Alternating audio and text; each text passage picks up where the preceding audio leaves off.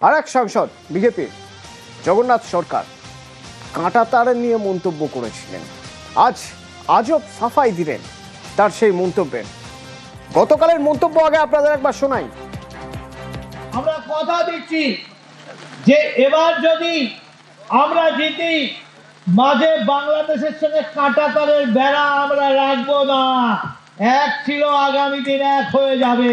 যদি তৃণমূল জেতে সেক্ষেত্রেও বেড়া থাকবে না, কিন্তু সেটা বাংলাদেশ হয়ে যাবে।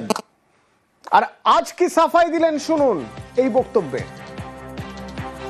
ভারতবর্ষ আজকে বিশ্বের পরিচালিকা শক্তি হতে চলেছে। অখণ্ড ভারতের অঙ্গ ছিল, তারাও ভারতের সঙ্গে আসার জন্য প্রস্তুত হচ্ছে। তাই ভারতীয় জনতা পার্টি পাওয়ারে আসলে বাংলার উন্নয়ন আবার হবে। তখন বাংলাদেশ, ভুখা বাংলাদেশ, যারা খেতে পায় না, তখন খাওয়া পড়ার জন্য বলবে ধর্মান্ত নীতি ছেড়ে তারা বলবে আমরা ভারতের সঙ্গে মিলেমিশে একসঙ্গে থাকতে চাই।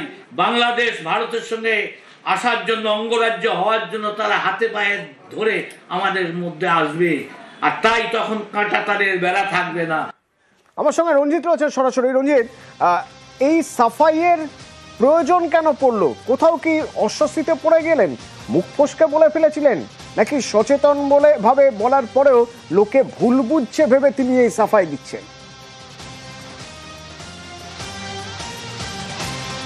দেখো, প্রথমে তোমাকে বলে রাখি, যেই বক্তব্য তিনি রেখেছিলেন যে 26-এ বিজেপি ক্ষমতায় এলে ভারত বাংলাদেশের যে কাঁটাতারের সীমান্ত সেটা থাকবে না, এই কথাটা বলেছিলেন একেবারে ভারত বাংলাদেশ সীমান্ত লাগোয়া অঞ্চল কৃষ্ণগঞ্জ ব্লকের বানপুর মাটিয়ারি এলাকায়। সেখানে একটি জয়নিং অনুষ্ঠানে গিয়ে তিনি বক্তব্য করেছিলেন। একদম সীমান্তবর্তী এলাকা দাঁড়িয়ে তার এই বক্তব্যের পরেই একেবারে রাজনৈতিক দরজা শুরু হয়। তার এই বক্তব্য কোথাও গিয়ে রাজনৈতিকভাবে একেবারে বিতর্কের সৃষ্টি হয়। এবং আজ তার যে সাফাই, যে তিনি যেটা বলতে চেয়েছিলেন সেটা নিয়ে যেটা রাজনীতি হচ্ছে সেটা তিনি বলতে চাননি। তার একেবারে বক্তব্য যেটা শোনাতে পেলে যে তার বক্তব্য যে উন্নয়ন হলে 26-এ রাজ্যে বিজেপি ক্ষমতায় এলে উন্নয়ন হবে, সেই উন্নয়ন থেকে বাংলাদেশ চাইবে ভারতের সাথে আবার যুক্ত হয়ে যেতে, তারাই চাইবে বাংলাদেশে ভারতে ফিরে আসতে। তার যে আজব সাফাই, তার এই বক্তব্য কিভাবে দেখছে তৃণমূল?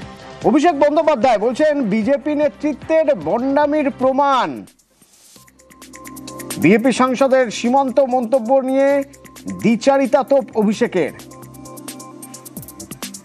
এবং অভিষেক চ্যালেঞ্জ করছেন বিজেপিকে যে এই ধরনের মন্তব্যের জন্য বিজেপি সাংসদকে সাসপেন্ড করে দেখাক।